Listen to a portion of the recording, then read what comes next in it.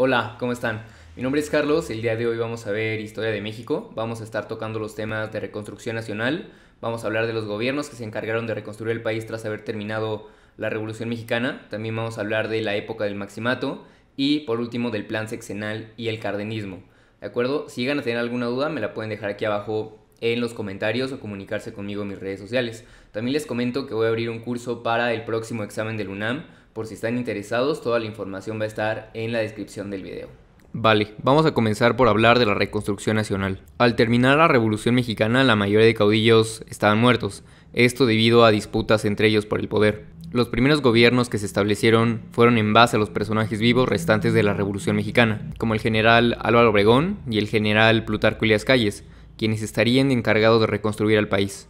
Comenzando por el gobierno de Álvaro Obregón, este realizó cambios importantes en el país, como la creación de la Confederación Regional Obrero Mexicana, la CROM, y la Confederación General de Trabajadores, esto con el propósito de agrupar a todos los obreros y trabajadores del país. También mandó crear la Secretaría de Educación Pública junto con miles de escuelas, esto con el fin de alfabetizar a gran parte del país, ya que en ese momento la mayoría de población mexicana no sabía ni leer ni escribir. En su gobierno se firmaron los tratados de Bucareli, en donde buscaba que su gobierno fuera reconocido por el de Estados Unidos, reconociendo la deuda que tenía México ante Estados Unidos. Al terminar su mandato, Álvaro Obregón cede la presidencia a Plutarco Elías Calles. Ahora vamos a hablar del gobierno de Plutarco Elías Calles. Plutarco Elías Calles continuó con la modernización de México, realizando cambios importantes, como la fundación del Banco de México. Plutarco Elías Calles vio la necesidad de controlar las finanzas del país, por lo que durante su gobierno se fundó el Banco de México.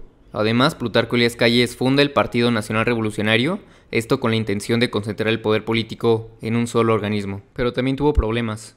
Durante su gobierno, Plutarco Elías Calles mantuvo una política antirreligiosa, ordenando la suspensión de actos religiosos y cierre de templos. Esto generó un conflicto con los creyentes, que posteriormente escalaría a un enfrentamiento armado conocido como la Guerra Cristera.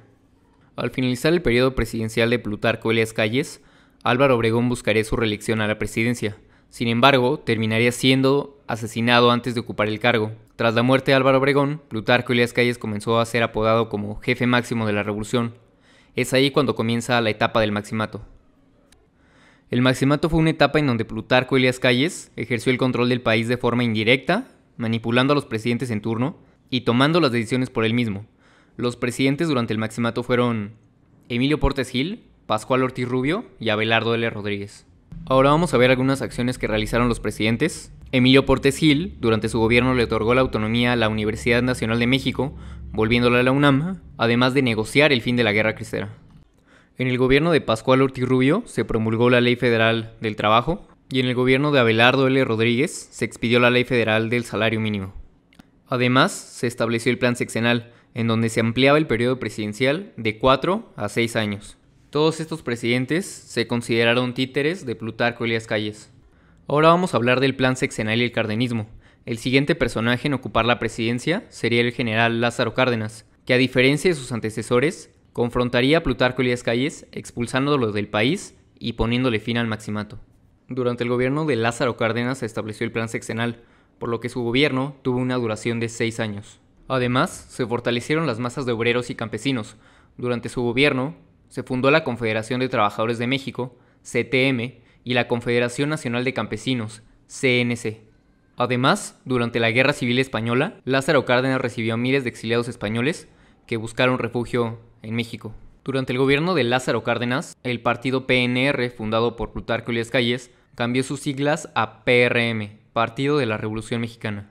Durante el gobierno de Lázaro Cárdenas se dio un constante conflicto entre las empresas extranjeras y sus trabajadores, quienes buscaban mejores condiciones laborales, y ante la negativa de las empresas por cumplir con sus exigencias, Lázaro Cárdenas decreta la expropiación petrolera y ferrocarrilera, convirtiéndolas en industrias nacionales. Lázaro Cárdenas, durante su gobierno, estableció una política agrarista que benefició a campesinos realizando el reparto de tierras, considerado el más grande de toda la historia. En el siguiente periodo presidencial, Manuel Ávila Camacho estaría ocupando la presidencia. El gobierno de Manuel Ávila Camacho buscó implementar la asistencia médica gratuita a la población vulnerable, por lo que ordenó la creación del Instituto Mexicano del Seguro Social, el IMSS.